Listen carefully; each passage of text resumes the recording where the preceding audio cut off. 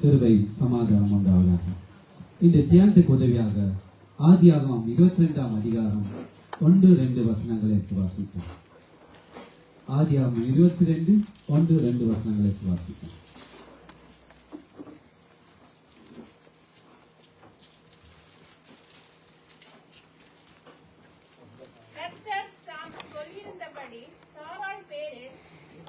ஆதியாகமம் 22 1-2 வசனங்கள்.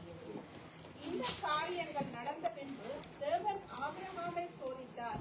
எப்படி எனில் அவர் அவனை நோக்கி ஆபிரகாமே என்றார்.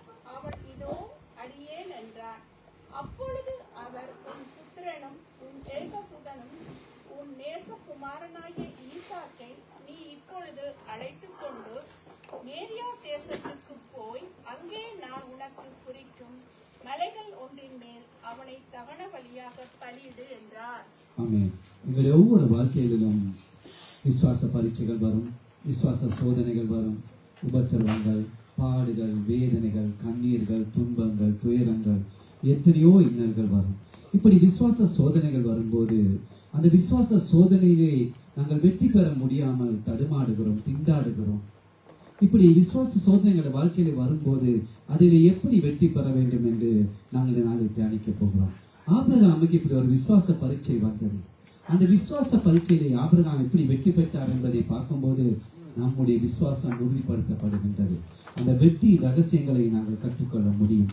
எபேசியர் 1ஆம் அதிகாரம் 8ஆம் வசனம் இப்படி சொல்கின்றது, அந்த கிருபை அவர் சகல ஞானத்தோடும் புத்தியோடும் எங்களிடத்தில் பெருக பண்ணினார் என்று சொல்கிறது.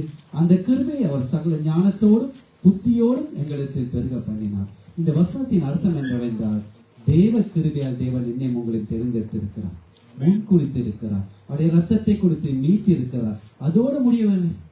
அந்த கிருபையை தேவன் சகல ஞானத்தோடும் புத்தியோடும் அதிகமாய் பெருக பண்ணினார். தமது திட்டத்தையும் அவர் என் மீது உங்கள் மீது உள்ள நோக்கத்தையும் நம்மிடத்தில் கிருபையாய் பகிர்ந்து கொண்டார். பாருங்க, ஆண்டவர் ஆபிரகாமுக்கு நான் காண்பிக்கும் தேசத்துக்கு போ என்று சொன்னபோது ஆபிரகாம் ஒண்ணுமே சொல்லல, எங்க போகிறோம் கூட தெரியாது, அப்படியே கீழ்ப்படிந்து போனார். ஏன்னா ஆபிரகாமுக்கு என்ன தெரியும்? அழைத்தவர் உண்மை உள்ளவர், அவர் கடைசி வரை நடத்துவார் என்ற விசுவாசம் இருந்தது.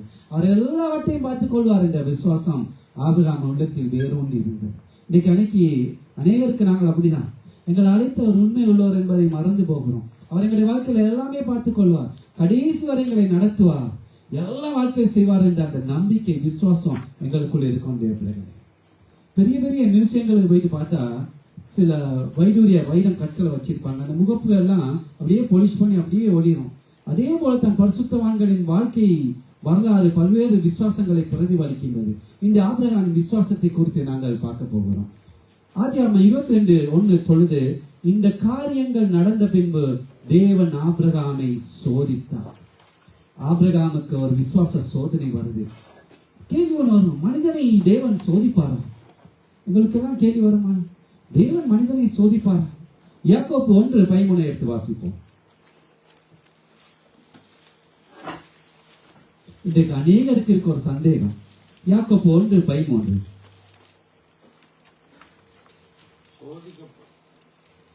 சோதிக்கப்படுகிற எவனும் நான் தேவனால் சோதிக்கப்படுகிறேன் என்று சொல்லாதிருப்பானாக. தேவன் பொல்லாங்கினால் சோதிக்கப்படுகிறவன் அல்ல, ஒருவனையும் அவர் சோதிக்கிறவரும் அல்ல. நான் ஒரு விஷயத்தை தெளிவாக புரிந்து கொள்ள வேண்டும். நானும் நீங்களும் பாவம் செய்யப்படி சோதிக்கப்பட்டால் அந்த சோதனை தேவனத்தில் வந்தது அல்ல. ஒரு மனிதனுடைய விசுவாசத்தை தேவன் சோதிப்பார், பரீட்சை பார்ப்பார். எங்கள் ஒவ்வொருடைய ஆவிக்குரிய வாழ்க்கையை, கிறிஸ்தவ வாழ்க்கையில சோதனைகள் வரும், பரீட்சை வரும், தேவன் பார்ப்பார், பரீட்சை பார்ப்பார், சோதனையை அனுமதிப்பார். சிக்ஷைகள் வரும், துன்பங்கள் வரும், கவலைகள் வரும், இழப்புகள் வரும், எல்லாமே வரும். ஆனால் பாவ சோதனை மூலமாக எந்த மனிதனையும் தேவன் சோதிக்க மாட்டார். ஏன்னா தேவனுக்கும் பொல்லாங்குக்கும் எந்த தொடர்பும் இல்லை. தேவ பிள்ளைகளை, பாவம் செய்யும்படி தேவன் யாரையுமே தூண்டிக்கும். இன்னைக்கு அநேகர் வேதாறிவில்லாத பாவம் செஞ்சால் தேவனால் வந்த சோதனை என்று. பாவத்துக்கும் தேவனுக்கும் ஒரு தொடர்பு இல்லை. ஏன்னா பாவத்தை அறியாத சுத்த கண்ணன் அவர். இந்த சோதனை என்பதற்கு 2 அர்த்தம் இருக்கின்றது. அநேகர்களுக்கு அத தெரியாம சோதனை சோதனை சொல்வார்கள். ஒன்று, முன்னேறி செல்வதற்கான பரீட்சை. 2வது அர்த்தம், கீழே தள்ளுவதற்கான கண்ணி. முதலாவது முன்னேறி செல்வதற்கான பரீட்சை, இரண்டாவது கீழே செல்வதற்கான கண்ணி. இரண்டுக்கும் பேர் சோதனை தான். ஆனா ரெண்டுக்கும் பெரிய வித்தியாசம் இருக்கு. கர்த்தர் நம்மை சோதித்து முன்னேற்றத்துக்கான வழியை சொல்லுகிறார். ஆனா சாத்தான் நம்மை சோதித்து என்ன செய்கிறான்? கீழே தள்ள நினைக்கிறான். கர்த்தர் ஆபிரகாமை சோதித்தார். எதற்காக? பரீட்சை பார்த்தார். அவனை உயர்த்துவதற்காக, தேவனுடைய திட்டத்தை வெளிக்கொண்டு வந்து அவனை ஆசீர்வதிக்க என்பதற்காக. சோதனை இல்லாத விசுவாசம் இல்லை, பாடுகள் இல்லாத உபத்திரம் இல்லை, உபத்திரம் இல்லாத ஒரு முன்னேற்றம் இல்லாத. உலகத்தை பிறந்த எல்லா மனிதனும் ஒரு சோதனையை சந்தித்தே தான் ஆக வேண்டும். எல்லா மனிதனுக்கும் சோதனை உண்டு. ஆண்டவர் சொன்ன உலகத்தில் உபத்திரம் உண்டு, திறன் கொள்ள உலகத்தை ஜெயித்தேன் என்று சொன்னான்.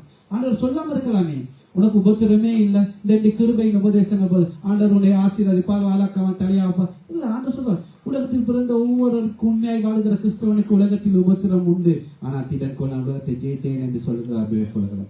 வேதம் தெளிவாக சொல்லு, அவரோடு கூட நாங்கள் பாடுகளை சகித்தோமானால் அவரோடு கூட ஆளுகை செய்வோம். நாங்கள் அவரை மறுதளித்தால் அவர் எங்களை மறுதளிப்பார். தீமோத்தேயுக்கு பவுலடிகள் சொல்றார், கிறிஸ்து இயேசுக்குள் தேவ பக்தியாய் நடக்க மனதாயிருக்க யாவரும் துன்பப்படுவார்கள். நீ உலகத்துக்கும் சபைக்கும் ஆவிக்குரிய வாழ்க்கை கிறிஸ்தவ வாழ்க்கைக்கும் வேஷம் போட்டு நடித்து கொண்டு அவனுக்கு துன்பம் வராது. நீ உண்மையாய் கிறிஸ்தவனுக்குள்ள நானும் நீங்களும் இருந்தால் எங்களுக்கு துன்பம் இருக்கும், பாடுகள் இருக்கும், வேதனை இருக்கும், துன்பம் இருக்கும். கிறிஸ்தவ வாழ்க்கை என்பது ரோஜா பஞ்சு மெத்தை அல்ல, முள்ளுகள் நிறைந்த வாழ்க்கை ஒரு கிறிஸ்தவ வாழ்க்கை. ஆகவே உண்மையாய் நானும் நீங்களும் கிறிஸ்துக்குள் நடக்க மனதாய் இருந்தால் துன்பம் வந்து கொண்டே தான் இருக்கும். தேவபிள்ளைகளே, 1 பேதுரு 1:7 வாசிப்போம். 1 பேதுரு 1:7.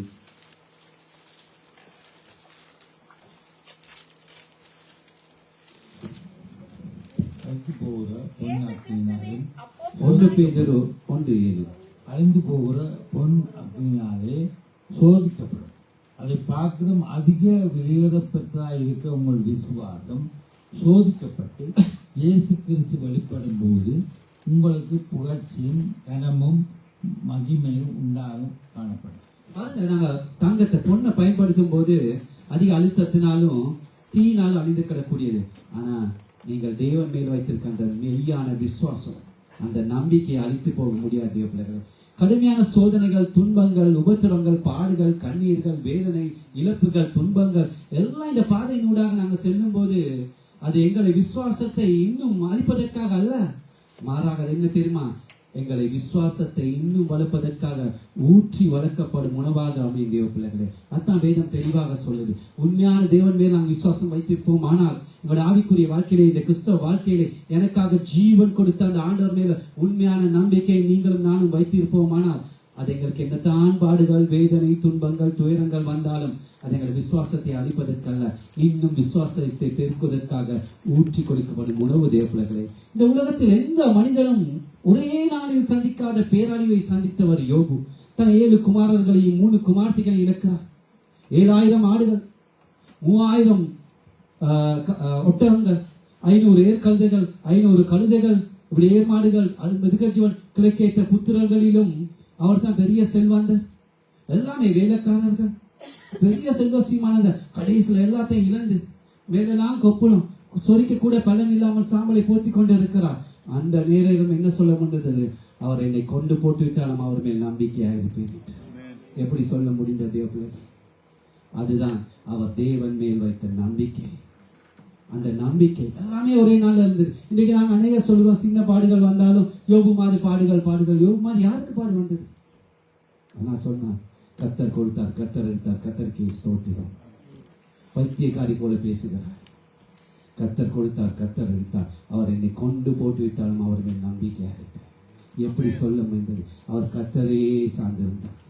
காசு, பணம், அவருடைய சொத்து, மிருக ஜீவன் ஒன்னே அவர் சார்ந்திருக்கல. அவர் தன்னை அழைத்த ஆண்டவர் மேல சார்ந்திருந்தார் யோபு. அதனால தான் அவர் சொல்ல முடிந்தது. சத்ராக், மேசக், அபிநேக்கும் அக்கினி சூளையில் போடப்படுகிறார்கள்.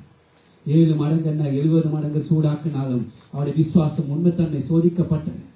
அவர்களுக்குள்ள விசுவாசம் இருந்தது. ஆனாலும் அந்த விசுவாசம் மெய்ப்பித்தது. தேவர்களே, அவர்கள் கைகள் எல்லாமே அந்த கட்டுகள் எல்லாம் ஆக்கப்பட்ட காரணம் அவருடைய விசுவாசம் தேவன் மேல வைத்தது. எல்லா சூழ்நிலையும் சாதகமா இருக்கும் போது காசு, பணம், கார், வேன், தங்கம், பொன், வெள்ளி, பேங்க் பேலன்ஸ் இருக்க கிறிஸ்தவனா வாழலாம், அது லேசு. ஆனால் தேவ பிள்ளைகளே, பாடுகள், வேதனைகள், துன்பங்கள், துயரங்கள், காசு இல்லை, பணம் இல்லை, இந்த நாட்டில் இருக்க விசா இல்லை, ஸ்டேட்டஸ் இல்லை, நெசல்ட்டி இல்லை, வீடு இல்லை, சரியா ஒரு அட்ரஸ் இல்லை கொடுக்க. அந்த நேரத்திலும் நாங்கள் எல்லாமே எங்கள்கிட்ட இருக்கு. அப்பா சபைக்கு வந்து போகலாம இருக்க டைம் இருக்க நேரத்தில் வந்துட்டு நாங்கள் ஞாயிற்றுக்கிழமை வந்துட்டு போறோம். அதல்ல, ஒன்றும் இல்லாத நேரத்திலும், துன்பங்கள் மத்தியிலும், வேதனையின் மத்தியிலும், கண்ணீரின் மத்தியிலும், என்ன இழப்புகள் வந்தாலும் என் ஆண்டவருக்கு உண்மையுள்ள விசுவாசமாக இருக்கும். அதுதான் தேவ பிள்ளைகளை கிறிஸ்தவ வாழ்க்கை. இன்னைக்கு அநேகர் சோதிக்க சொல்ல, வேதனையிலே சோதிக்கப்பட்டவர்கள் ஒரு சிலர். ஆண்டவர் யாரை சோதித்தார்? ஆபிரகாமை சோதித்தார், யோபையை சோதித்தார், எசேக்கியாவை சோதித்தார், யோசேப்பை சோதித்தார், பேதுருவை சோதித்தார். அநேகரை சோதிக்கவில்லை, கொஞ்சம் பேர் தான் சோதித்தார். ஆண்டவராகி இயேசு கிறிஸ்து சோதித்தாலும், பிசாசு நம்மை சோதித்தாலும் தேவன் நமக்கு ஒரு வாக்கு தத்தம் கொடுத்திருக்கார். தேவ பிள்ளைகளே, 1 கொரிந்தியர் 10:13 எடுத்து வாசிப்போம்.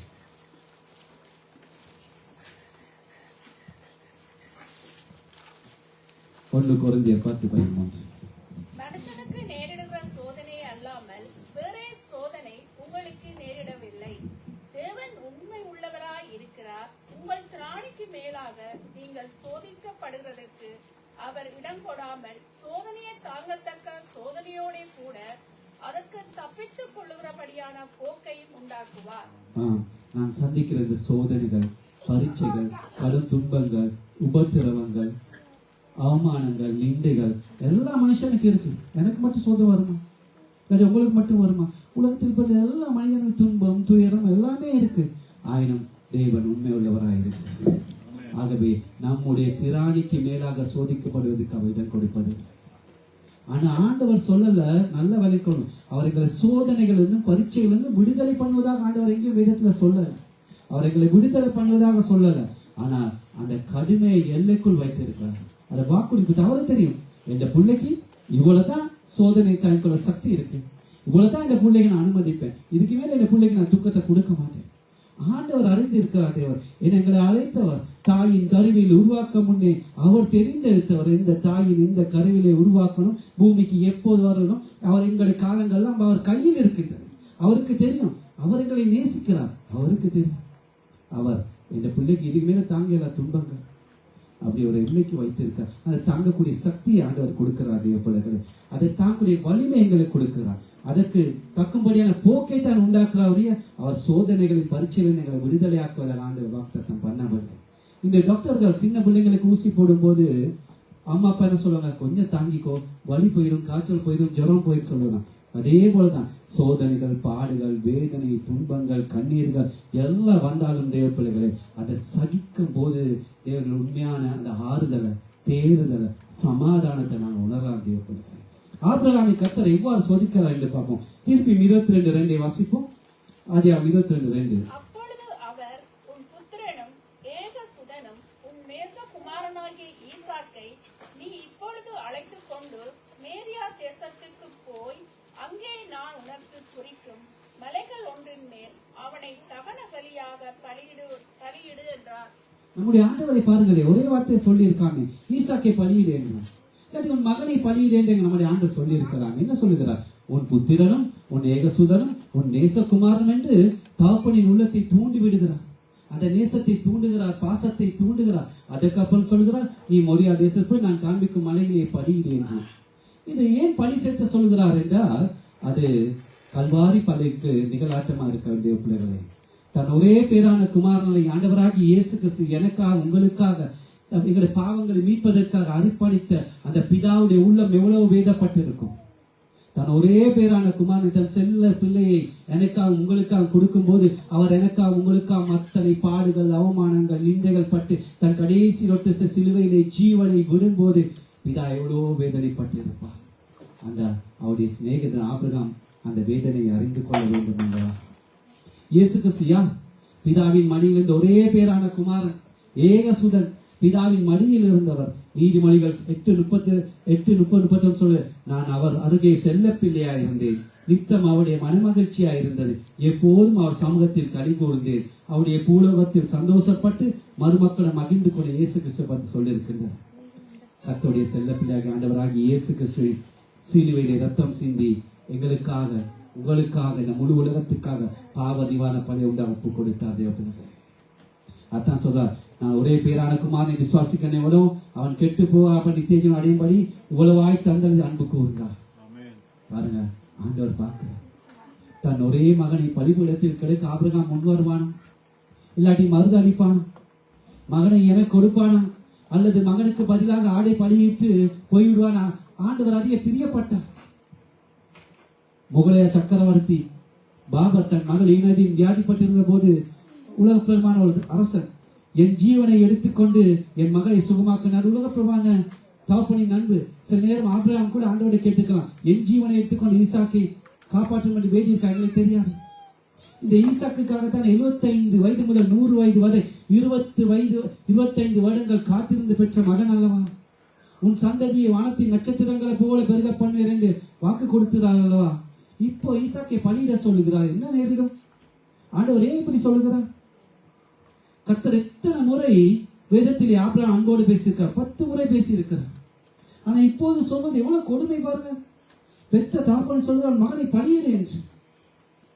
எப்படி பலியிடுவது? 8 பிள்ளைகளை பெற்ற தாய் கூட ஒரு பிள்ளை பலியிடுவாளா? இல்ல. நம்முடைய ஆண்டவர் பிரியமுள்ள தேவன் அல்லவா? எனக்காக உங்களுக்கு ஜீவனை கொடுத்தவர் அல்லவா? நம்முடைய ஆண்டவர் இப்படியா? உலக கடவுள் வேணா என்ன கேட்கலாம், ரத்தம் கேட்கலாம், பலி கேட்கலாம். ஆனா நம்முடைய ஆண்டவர் இப்படி செய்வாரா? ஆனா ஆபிரகாம் எதுவுமே பேசல. எத்தனை துன்பங்கள், வேதனைகள், துயரங்கள், கஷ்டங்கள். ஒரே மகன், 25 வருடங்கள் காத்திருந்த முதிர் வயதிலே பிறந்த மகன், எல்லாமே மனதில் ஆபிரகாம் அடக்கி வைத்துக் கொண்டார். ஆனாலும் எனக்கு அவருக்கு தெரியும், என் மகனை பலி செலுத்தினாலும் மரித்தோடு இருந்து தேவன் எழுப்ப வல்லமை உள்ள விசுவாச நம்பிக்கை அவருக்கு இருந்தது. ஈசாக்கிடத்தில் நெடுநாக சந்ததி பெருகும் என்ற வாக்குத்தத்தத்தை பெற்றிருந்தார். எப்படி அந்த வாக்குத்தத்தம் நிறைவேறும்? அவரை பலியிட்டால் என்ன நேரும்? வாக்குறுதி எவ்வளவு நிறைவேறும்? ஈசாக்கு 16, 17 வயசு தான் இருக்கு, இன்னும் திருமணம் ஆகவில்லை. நம்முடைய ஆண்டவரை பாருங்க, முதல் அழகாய் வர்ணிக்கிறார். உன் புத்திரனும் ஏகசுதனும் நேசகுமாரனும் என்று சொல்லி மோரியா தேசத்தில் போய் நான் குறிக்கும் மலையிலே பலியிடு என்று சொல்லுகிறார். எவ்வளவு கொடுமையானது! 3 நாட்களுக்கு மகனை தூர தேசத்துக்கு அழைத்து செல்ல வேண்டும். 3 நாட்கள் பிரயாணப்பட வேண்டும். 3 நாட்கள் நான் இவனை பலியிட போறேன் என்று அந்த மகனுடைய முகத்தை பார்க்கும்போது ஆபிரகாம் உள்ள எவ்வளவு வேதனைப்பட்டு இருக்கும். இதே போல தூக்கு தண்டனைக்காக தூக்குல விடுவது லேசு. ஆனா தூக்கு தண்டனை காத்து இருப்பது எவ்வளவு கஷ்டம் தெரியுமா? எனக்கு தெரியும். நான் தூக்கு தண்டனை கைதிகளோட ஜெயில இருந்திருக்கேன், அவங்களோட பேசி இருக்கேன். எவ்வளவு கஷ்டப்படுவோம் தெரியுமா? அது 1 மாசத்துல 2 மாசத்துல போறவங்க உள்ள எவ்வளவு வேதனைப்பட்டு ஒவ்வொரு நாளும் நான் 3 மாசத்துல 2 மாசத்துல தூக்கு போறேன் அப்படி சொல்லும் போது அவங்க எவ்வளவு கவலையா இருக்கும். தேவனுடைய ரத்த சாட்சியாய் மறிப்பது எளிது. ஆனா ஒரு ரத்த சாட்சியாய் வாழ்வது கிறிஸ்தவ வாழ்க்கையில கஷ்டம். பல வருடங்கள் சிறை தண்டனைகளை அனுபவித்து நம்பிக்கையில் தத்தளிப்பது எவ்வளவு கஷ்டம் தேவப்பிள்ளைகள். ஒரு பாடல் இருக்கு, இயேசு பின்னே போக துணிந்தேன், பின்னோக்கி பாட்டு. அப்படிதான் கிறிஸ்தவ வாழ்க்கை இருக்கணும். பாடுகள், வேதனை, துன்பங்கள், துயரங்கள் வந்தாலும் அவ ஊழிய செய்யணும் தேவப்பிள்ளைகளை. நான் முகத்துக்காக சொல்லல, குணாபதை பார்த்திருக்கேன். அவர் என்னோட வேலை செய்யும் போது பல பிரச்சனைகள், பல துன்பங்கள். சாமுவேல் அவருக்கு உடம்பு சரியில்லை, வேதனை, எல்லாத்து மத்தியிலும். ஆனால் ஒரு நாள் கூட அவிசுவாச வார்த்தைகள் பேசினதே இல்லை. பார்ப்பேன், கோல் வரும், பிரச்சனை வரும், அது இதுன்னு பார்ப்பேன். நான் சொல்லுவேன், பிரதர் உங்களுக்கு இவ்வளவு தாங்க சக்தி எங்க வந்துச்சு பிரதர்? என்னால முடியான்னு சொல்லுவேன். ஆண்டவர் அவ்வளவு பாடுகள், கண்ணீரோடு அழுது கொண்டே வேலை செய்வார். பார்க்க கவலையா இருக்கு எனக்கு. அவ்வளவு இது எப்படி? அத்தான் ஊழியம். பாடுகள் மத்தியில, துன்பங்கள் மத்தியில எல்லாமே எங்களுக்கு நல்லா இருக்கு. அது இல்ல ஊழியம். துன்பங்கள், துயரங்கள், வேதனைகள், கண்ணீர்கள், இழப்புகள் மத்தியிலும் ஆண்டவருக்காக நிக்கணும். என்ன இழப்பு வந்தாலும், எங்க கூப்பிட்டாலும் அந்த மனுஷன் என்னோட வரும். அந்த சாமியில வைத்துக்கொண்டு சாமியில விட்டுட்டு வரும். எங்க கூப்பிட்டாலும் வர மாட்டேன்னு சொல்ல மாட்டான். சில நேரம் காலேந்தி பகல் மட்டும் வியாதியில கூட அவருக்கு டயலஸ் வந்து என்னோட நிற்பார். சில வேலைகளுக்காக வெயில நிற்பார்.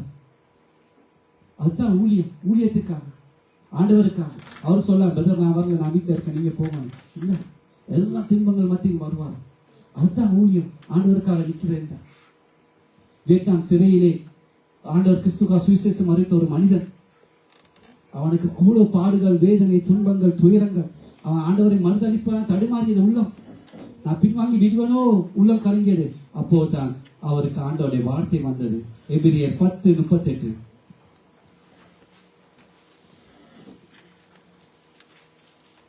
எபிரியர் 10:38.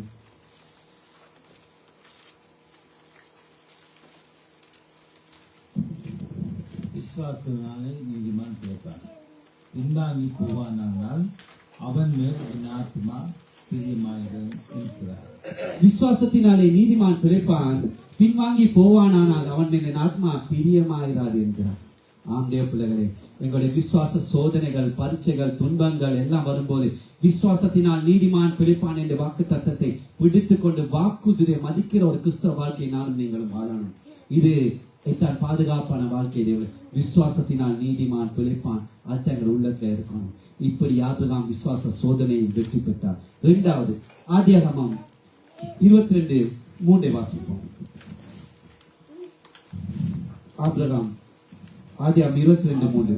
அதிகாலையில் இருந்து தன் கழுதையின் மேல் சீனம் கட்டி தன் வேலைக்காரர்கள் 2 பேரையும் தன் குமாரன் ஈசாக்கு கூட்டிக் கொண்டு தகன பலிக்கும் கட்டைகளையும் பிரித்து கொண்டு தேவன் தனக்கு ஒரு இடத்துக்கு புறப்பட்டு போனான். இங்கே இரண்டாவது ஆபிரகாம் விசுவாச ஒரு கீழ்ப்படிதலை பார்க்கலாம். எல்லா சூழ்நிலையிலும் ஆபிரகாம் கர்த்தரையே சார்ந்திருந்தார். அதற்காக தனக்கு பிரியமானது கூட பலிபீடத்தில் சமர்ப்பிக்க தயங்கவில்லை. ஏன்னா கர்த்தரை மட்டும் பிரியப்படுத்த வேண்டும். அவர் சொல்வதை 100% நிறைவேற்ற கீழ்ப்படிதல். தேவ பிள்ளைகளே, அவர் இவர் சொல்லுகிறார், அவருடைய வார்த்தை இவர் வார்த்தை கீழ்ப்படிதல். கர்த்தர் என்ன சொல்லுகிறார், வேதம் என்ன சொல்லுகிறார், வசனம் என்ன சொல்லுகிறார், அதுக்கு நாங்க கீழ்ப்படிதல். அதுதான் கீழ்ப்படிதல். பாருங்க, அவருடைய கீழ்ப்படிதல் தனக்கு பிரியமானது. தன் 25 வருடங்கள் காத்திருந்த முதிர் வயதிலே கற்பமெல்லாம் அடைக்கப்பட்ட சரமெல்லாம் செத்து போயிட்டு பெற்ற மகனை கூட பலிபீடத்தில் சமர்ப்பிக்க அவர் கீழ்ப்படிந்தார். நீங்க அநேக பெரிய ஊழியக்காரர்கள் பாருங்க, சாது சுந்தர் சிங், அஸ்டன் டேலர், பால் ஆண்டர்சன் போல பெரிய பெரிய கோடீஸ்வரர்கள், பணக்காரர்கள், வசதியா இருந்தவர்கள் ஆண்டவருடைய அழைப்பை கேட்டு கீழ்ப்படிந்து வந்தார்கள். கர்த்தர் கீழ்ப்படிவதே உண்மை என்று எண்ணி கர்த்தருக்குள் வந்தார்கள். நானும் நீங்களும் கர்த்தருக்கு கீழ்ப்படியும் போது போல இந்த உலகப்பிரமான கிடைக்கும் ஆசீர்வாதங்கள், மேன்மைகள், பதவிகளை விட பரலோகத்தில் ஆசீர்வாதங்களுக்கு அதிகமா இருக்கும். ஆபிரகாம் விசுவாசத்தின் தகப்பன் மட்டுமல்ல, கீழ்ப்படிதலின் தகப்பனும் கூட. அவரை நம்ம கட்டுக்கொருவது நாங்கள் 100% கர்த்தருக்கு கீழ்ப்படிய வேண்டும் என்பதை தான். எப்படி? கேள்வி கேட்கக்கூடாது, எதிர்த்து பேசக்கூடாது, கர்த்தருடைய வழிகளை சந்தேக கூடாது. பிள்ளைகளை அதான் 100% கீழ்ப்படுவோம். கேள்வி கேட்காம ஏன் ஆண்டவர் இப்படி செய்கிறார், ஏன் ஆண்டவர் இந்த வாழ்க்கையில் எப்படி செய்கிறார், ஏன் நான் சந்தேகக்கூடாது, கேள்வி எதிர்த்து பேசக்கூடாது. 100% ஆண்டவர், அவர் எங்களை அறியாம தலைமுடி எல்லாமே அவருக்கு தெரியும். அவர் அறியாம ஒன்றுமே எங்களை வாழ்க்கை நடக்காது. அப்போட்டாங்க கீழ்ப்படி போட்டாங்க, அது முன்னேறமான பாதைக்கு வழிவாக்கு. பழியை பார்க்கிலும் கீழ்ப்படிதல் உத்தமம் என்று வேதம் சொல்லுகின்றது. நீங்க அநேகர் பாருங்க, நாங்கள் வேத வசனத்தை கீழ்ப்படிய மாட்டோம், ஞானஸ்தான சத்தியத்தை கீழ்ப்படிய மாட்டார்கள், வேறுபட்ட ஒரு கிறிஸ்திய ஜீவத்துக்கு கீழ்ப்படிய மாட்டார்கள், எதிலும் விதண்டவாதம், பிரச்சனை, அது இது என்னன்னே ஒரு பரிசுத்த வாழ்க்கைக்கு இறங்கி வர மாட்டார்கள், ஒண்ணுமே வர மாட்டார்கள். ஏனோ தானோ ஒரு கிறிஸ்தவ வாழ்க்கையை வாழ்ந்துட்டு போயிடுவார்கள். கர்த்தருக்கு கீழ்ப்படிந்து பாருங்க, உள்ளத்திலே பெரிய சமாதானம் இருக்கும். நாங்கள் கீழ்ப்படிந்த போது வேத வசனங்களை நிறைவேற்றணும் என்ற ஒரு சந்தோஷம் உள்ளத்திலே பிறக்கும். கர்த்தர் ஒரு நாளும் என்னங்களை கைவிட மாட்டார். கர்த்தரை நம்புகிறவனோ செழிப்பான், விசுவாசத்தினால் நீதிமான் பிழைப்பான். கர்த்தர் ஆபிரகாம் சொன்ன போது பாருங்க, தன் மகன் என்று பாராமல் பலியிடும்படி புறப்பட்டு போறான். அதிகாலையிலே எழுகிறான், கழுதை மேல் சேனத்தை கட்டுகிறான், வேலைக்காரர் 2 பேரை கூட்டிக் கொண்டு ஈசாக்கு கூட்டிக் கொண்டு அந்த புறப்படும் காட்சியை பாருங்க. எவ்வளவு ஒரு கீழ்ப்படிதான். தன் மகனை பலியிட போகிறார், வேலைக்காரர் கூப்பிடுறார், அதிகாலையில் எழும்புகிறார், கழுதைகளை எடுக்கிறார், அந்த சேனம் கட்டுகிறார், சாமானை ஏற்றுகிறார். 100 வயதில் தனக்கு கிடைத்த மகன், செல்ல மகன், அவர் மேல் வைத்த பாசத்தை பார்க்கிலும் கர்த்தருக்கு கீழ்ப்படிதிலே உத்தமம் என்று நம்பினார். கர்த்தருக்கு பலியிட வேண்டும் என்று தீர்மானித்தார். ஆனா ரோமர் 4ஆம் அதிகாரத்தை வாசிப்பு, ஆபிரகாம் விசுவாசத்தில் பலவிதமாய் இருக்கவில்லை என்று சொன்னார். ஏன்னா அவருக்கு அந்த விசுவாசம் இருந்தது. தன் குமாரனை பலியிட்டாலும் நம்முடைய ஆண்டவர் மரித்தோடு அவரை எழுப்ப வல்லவராய்க்க முழு விசுவாசமாய் விசுவாசித்தார், நம்பினார். தேவ பிள்ளைகள், ஏன்னா கர்த்தருக்காக இழந்தவர் ஒருபோதும் தரித்திரர் ஆனதே இல்லை. அது ஒருவேளை எங்களோட வேலையா இருக்கலாம், எங்களோட காசா இருக்கலாம், பணமா இருக்கலாம், எங்களோட நேரமா இருக்கலாம், எங்களோட சரமா இருக்கலாம், எங்களோட குடும்பமா இருக்கலாம், உறவுகளா இருக்கலாம், எங்களோட சந்தோஷமா இருக்கலாம், எங்களோட குறிக்கோளா இருக்கலாம், தீர்மானங்களா இருக்கலாம். எதுவேனாலும் நாங்கள் எல்லாவற்றையும் இழந்து கர்த்தருக்கு கீழ்ப்படிந்து இருக்கும் போது நாங்கள் 100 தனியாய் பெற்றுக்கொள்வோம். எது வேணாலும் நாங்கள் இருக்கலாம் ஆண்டவருக்காக. எங்களோட குறிக்கோள், சிந்தனை, நோக்கம், எண்ணம், எங்களோட லட்சியம் எதை வேணாலும் இருக்கலாம். வேதம் தெளிவாய் சொல்கின்றது. மத்தேயு 19:29 சொல்லுது, என் நாமத்தின் நிமித்தம் வீட்டையாவது, சகோதரனையாவது, சகோதரிகளையாவது, தகப்பனையாவது, தாயையாவது, மனைவியாவது, பிள்ளைகளாவது, நிலங்களையாவது விற்றவன் எவனோ அவன் 100 தனை அடைந்து நித்திய ஜீவனை சுமத்துக் கொள்வான் என்று சொல்லுகிறார். நாங்கள் ஆண்டவருக்காக இருந்து போனால் ஒரு நாளும் இதா மாட்டோம். எப்படி 100 தானே கற்றுக்கோ, ஆண்டவருக்கு தான், அவருக்கு தெரியும். ஆண்டவர் பாருங்க, 3 நாட்கள் பிரயாணம் செய்யும் போது ஈசாக்கு அந்த கள்ளம் கபடமற்ற அந்த முகத்தை ஆபிரகாம் பார்த்து கொண்டு இருந்திருப்பாரு. நான் இவனை பலியிட போகிறேனே, என் மகனே, எவ்வளவு வேதனைப்பட்டிருப்பாரு. சில நேரம் ஈசாக்கு கூட ஒரு வாலிப பையன் அப்பாட மடியில படித்து தூங்கி இருப்பான், ஒன்னும் அவன் தெரியாது. பாருங்க, அந்த சோதனையிலும் கூட கீழ்ப்படிதல் உத்தமம் என்று ஆபிரகாம் தீர்மானித்திருந்தார். அவருடைய விசுவாச சோதனை வருது, அவருடைய கீழ்ப்படிதல் இருந்தது. 3வது ஆதியாகமம் 22 எடுத்து வாசிப்போம். ஆதியாகமம் 22:5. அப்பொழுது பரிசேயர் அவரை சோதிக்க வேண்டும் என்று ஆதியாகமம் 22:5. அப்பொழுது ஆபிரகாம் தன் வேலைக்காரர் நோக்கி, நீங்கள் கழுதையை நிறுத்தி இங்கே காத்துங்கள், நானும் பிள்ளையாண்டாலும் அவிடம் மட்டும் போய் தொழுது கொண்டு உங்களுக்கு திரும்பி வருவோம் என்றார். பாருங்க, இதுதான் விசுவாசத்தின் எதிர்பார்ப்பு. விசுவாசம் நிச்சயம் அவர் எதிர்பார்ப்பு. என்ன சொல்ற? அப்போது ஆபிரகாம் வேலைக்காரை நோக்கி, நீங்கள் கழுதையை நிறுத்தி இங்கே காத்திருங்கள், நானும் பிள்ளையாண்டாலும் அவ்விடம் மட்டும் போய் தொழுது கொண்டு உங்களுக்கு திரும்பி வருவேன் என்று சொல்லவில்லை, வருவோம் என்று சொல்லுகிறார். அதுதான் ஆபிரகாமுடைய விசுவாசம். மகனை தகன பலியாக தேவனுக்கு செலுத்த போங்க. அவருடைய நம்பிக்கை என்ன? நாங்கள் 2 பேரும் திரும்பி வருவோம். ஒருமையில பன்மையில சொல்லுகிறார். எவ்வளவு பெரிய எதிர்பார்ப்பு, விசுவாசம் இருந்தது பாத்தீங்களா? நாங்க திரும்பி வருவோம். எப்படி ஆபிரகாம் இந்த விசுவாசத்தை செயல்படுத்த முடிந்தது? அவர் கர்த்தருடைய வாக்கு தத்தத்தை நம்பி இருந்தார்.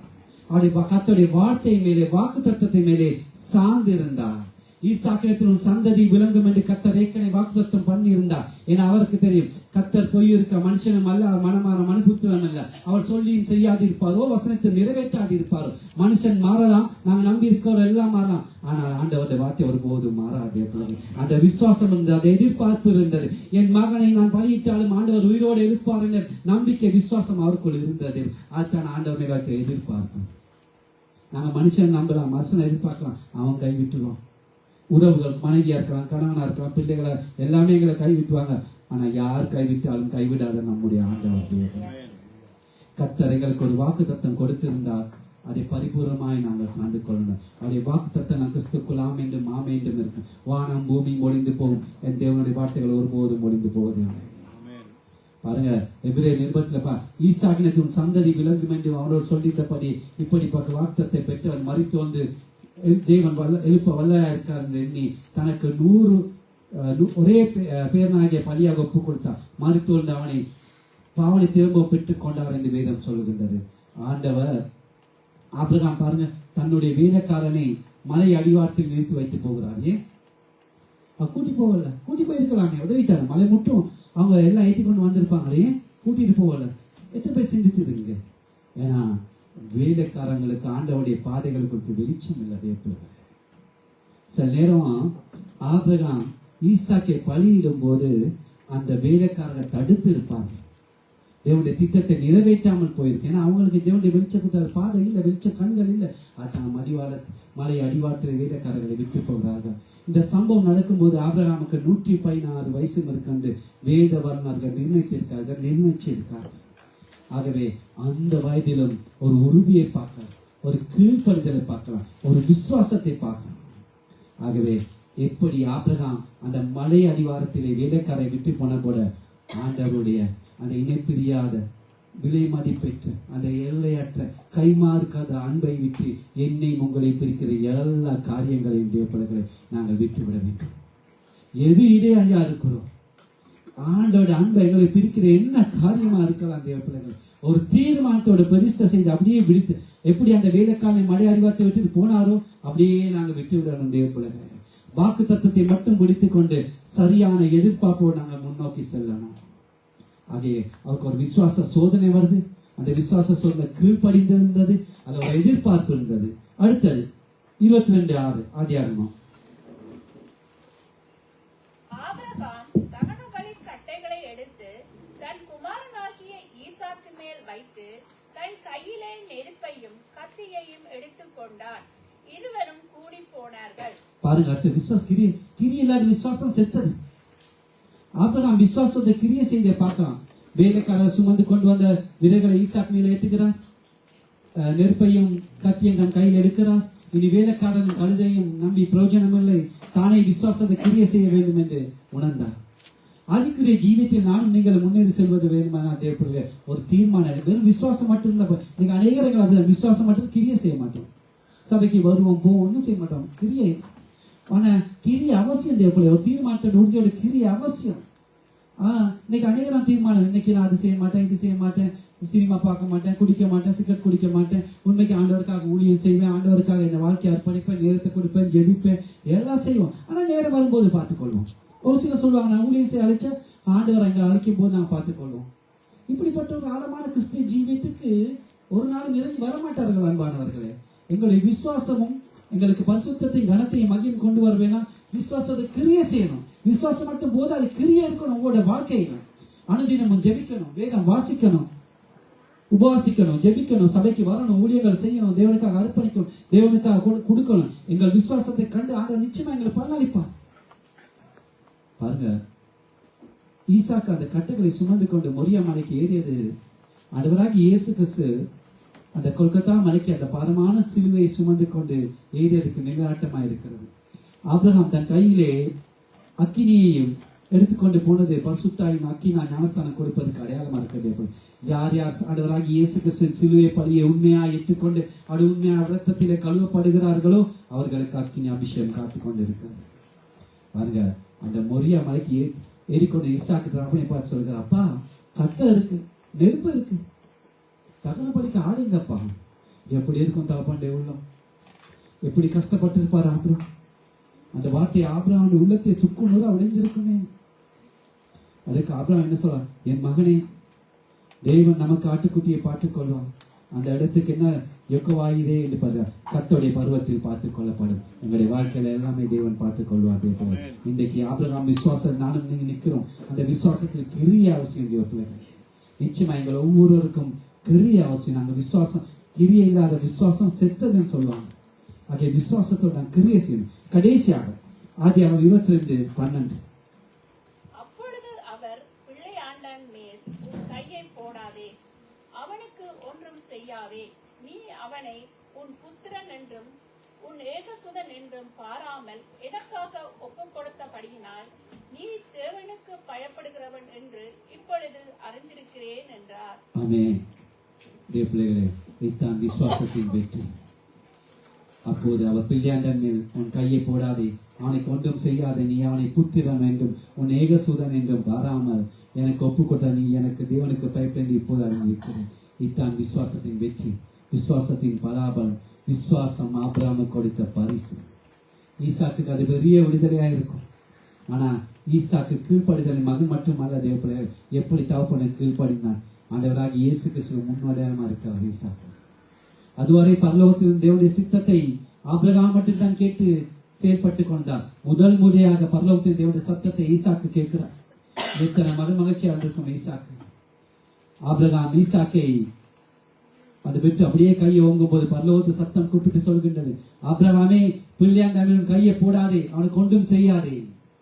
இதுவரை ஈசாக்கு தாயின் சத்தத்தை கேட்கவில்லை, அன்பு தாயின் சத்தத்தை கேட்கவில்லை, தாப்பனுடைய அன்பு கிடைக்கவில்லை. தாயும் தாப்பனும் கைவிட்டால், நாங்கள் நம்பினவர்கள் எல்லாமே எங்களை கைவிட்டாலும் கைவினாத நேசரின் சத்தம் கேட்டு நிறுத்திய தேவப்பிள்ளைகளே, பிள்ளைகள் கையை போடாதே. கர்த்தர் ஆபிரகாமை பார்த்து சொன்னார், நீ தேவனுக்கு பயந்திருக்க நீ போடாது. எத்தனை அருமையான சாட்சி தேவப்பிள்ளைகளே, அன்பானவர்களே, எவ்வளவு அருமையான சாட்சி. என்னென்ன வாழ்க்கையில் அந்த சம்பவத்திலிருந்து எந்த நேரம் அவரோடு இருந்த நான் அறிந்திருக்கேன். அவர் எந்த நேரமும் சொன்ன அந்த துன்பத்திலும் வேதனையிலும் அந்த கஷ்டத்திலும் அந்த வார்த்தையாளர்களை தேட்ட முடியாது. கர்த்தர் நல்லவர் நல்லவர் நல்லவர் நல்லவர் நல்லவர். அந்த வார்த்தை தன்னோட வாயிலிருந்து வந்து கொண்டே இருந்தது. இந்த செய்தியை நான் எடுப்பதற்கும் எனக்கு முன்னுதாமல் 2 பேர் என்னென்ன குணாபகர் அவங்களோட வாழ்க்கையை வச்சுதான் எழுதுறேன். கர்த்தர் நல்லவர் நல்லவர் நல்லவர். எவ்வளவு சொல்லுங்க, அந்த சூழ்நிலை யோபு போல அவர் என்னை கொண்டு போட்டு விட்டால் நான் அவர் மேல் நம்பிக்கையா இருப்பேன் என்று எப்படி யோபுக்கு சொல்ல முடிந்தது? அதே போலதான் ஆரம்பத்திலிருந்து அந்த அந்த நாள் வரையிலும் கர்த்தர் நல்லவர் நல்லவர் நல்லவர் அந்த வார்த்தை மட்டும் அவர் வாயில் வந்தது. ஆபிரகாம் தன் கண்களை ஏறெடுத்து பார்க்கும்போது இதோ அங்க பார்க்கிறார், புதருக்கு நடுவில் ஆடு சிக்கி கொண்டு இருக்கிறது. அப்போது ஆபிரகாம் அந்த கடாவை பிடித்து குமாரனுக்கு பதிலாக தகன பாயிட போகிறார். அப்போது பலியாகிற அந்த ஆட்டுக்குட்டி ஆபிரகாம் கொண்டு வந்தது அல்ல, அது ஆட்டுக்குட்டி தேவன் கொடுத்தது. அந்த ஆட்டுக்குட்டியை ஈசாக்கு பார்க்கிறான். தனக்கு பதிலாக பலியிடப்பட போகிறது, தனக்கு பதிலாக ரத்தம் சிந்த போகப்படுகிறது. காலங்கள் கடைந்தன, பல நூற்றாண்டுகள் ஓடின, எல்லாமே மறைந்தன. யோவான் ஆண்டவராக இயேசு கிறிஸ்துவை காட்டி சொல்லுகிறார், இதோ உலகத்தின் பாவங்களை சுமந்து தேர்ந்து தேவ ஆட்டுக்குட்டி என்று. முழு உலகத்துக்கும் தன்னை அர்ப்பணித்த இயேசு கிறிஸ்து தந்தைய பிள்ளைகளே, அந்த ஆட்டுக்குட்டி எனக்கு அவங்களுக்காக ஜீவனை கொடுத்தார். அவர் நம்முடைய மீறல் நிமித்தம் காயப்பட்டு நம்முடைய அக்கிரம நிமித்தம் நொறுக்கப்பட்டார். நமக்கு சமாதானத்தை உண்டு பண்ணும் ஆக்கினை அவர் மேல் வந்தது. அந்த ஈசாக்கு நின்ற இடத்தில் நானும் நீங்களும் நிற்கிறோம் தேவப்பிள்ளைகள். ஆட்டுக்குட்டி நின்ற இடத்தில் ஆண்டவராக இயேசு கிறிஸ்து இருக்கார். அவர் எனக்காக நொறுக்கப்பட்டார். நாம் ஒவ்வொருக்காரன் அவர் மரணத்தை ருசி பார்த்தார். எபிரேயர் 2:9 சொல்கிற தேவ தூதரும் சத்து சிறுவனாக்கப்பட்டிருந்த இயேசு மரணத்தை உத்தரித்தார் என்று வேதம் சொல்லுகிறது. சிறிய காலம், அதாவது 33 ஆண்டுகள் அவர் ஊழியத்தில் சிறுவனாக்கப்பட்டிருந்தார். அவர் தாழ்த்தப்பட்ட பலிகளை கவனித்து பாருங்கள். இப்போது அவர் மகிமையினாலும் கனத்தினாலும் முடிசூட்டப்பட்டிருக்கார். அவருடைய பாடுகள், அவர் அளித்த துன்பங்கள், துயரங்கள், அவர் அடைந்த மரணத்தின் விளைவை, அவர் அடைந்த மேன்மை தேவ பிள்ளைகளை, சிலுவையானது மகுடத்தை நோக்கி வழிவகுக்கின்றது. கிறிஸ்து நம்ம ஒவ்வொருக்காக மரணத்தை ருசி பார்த்து தேவனுடைய கிருபை உள்ள நோக்கமாக எனக்காக உங்களுக்காக இந்த முழு உலகத்துக்காக எங்க அருமை ரட்சகர் இந்த உலகத்தை படைத்த பரமன் அந்த மரணத்தை ருசி பார்த்தார். அவர் நம்முடைய பிரதிநிதியாக நமக்கு பதிலாக மரணம் அடைந்தார். ஆகவே அப்படி மரணம் அடைந்த ஆண்டவர் மேல நாங்கள் பாடுகள், வேதனை, துன்பங்கள், துயரங்கள், கவலைகள் எது வந்தாலும் விசுவாசம் வைத்து இனி ஒருபோதும் நாங்கள் அவர் மேல விசுவாசம் வைப்போம். ஆனால் எங்களுடைய பாவத்துக்கு நாங்கள் நியாய தீர்ப்பு அளிப்போம். உண்மையான விசுவாசத்தை பற்றி நான் சொல்லுகிறேன் தேவத்திற்கு. அவருடைய சரத்தின் மேல் அவர் எங்களுடைய பாவத்துக்கு எதிரான தேவனுடைய நியாய தீர்ப்பு முழுவதும் அவர் ஏற்றுக்கொண்டிருக்கிறார். அவர் எனக்காக உங்களுக்காக மரணத்தை ருசி பார்த்த மட்டுமல்ல, நமக்காக மரணத்தை ஜெயித்து ஆட்டுக்குட்டி அவரை விசுவாசிக்கும் போது என்ன வாழ்க்கையில நாங்கள் ஆண்டவராக மனிதனை அல்ல, காசை அல்ல, பணத்தை அல்ல, எது இருந்தாலும் ஆண்டவரை மட்டும் வைக்கும் போது விசுவாச சோதனையை நாங்கள் வெற்றி பெற முடியும் தேவ பிள்ளைகள். அந்த விசுவாசம் வேணும். கடைசியாக ஒரு குட்டி கதையை சொல்லி நான் செய்தியை முடிக்க வைக்கிறேன். ஒரு உண்மையுள்ள சாட்சி சகோதரர் பாஸ்டர் சாம் ஜூபதுரை வாழ்க்கையிலே அந்த உண்மையான அவர் ஹாஸ்பிட்டல் ஊழியத்துக்காக போவாராம்.